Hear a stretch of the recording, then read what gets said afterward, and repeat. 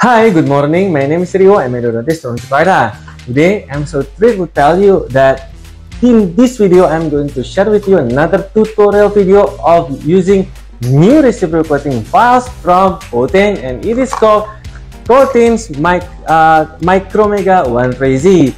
And as the name implies, the movement itself is in a reciprocating mode.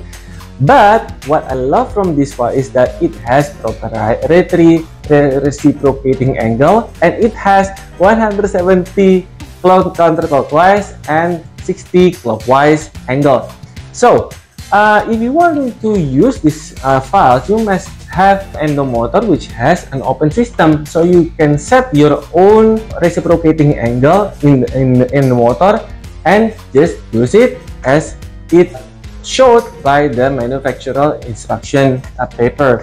And luckily, I have the endomotor from Active, and it is called eConnect S Plus. And in this endomotor, we can set our own reciprocating angle, whether it is in clockwise or counterclockwise mode. You can set it. In this video also, I use a model from EDM. EDM is a dental model manufacturer from Surabaya, Indonesia.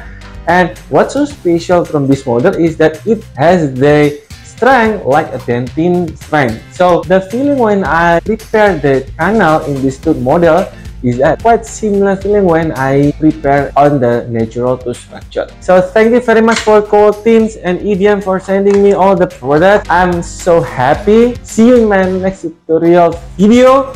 Stay happy, stay super, stay awesome, and stay with me in this YouTube channel. Assalamualaikum warahmatullahi wabarakatuh. God bless you all. Bye-bye.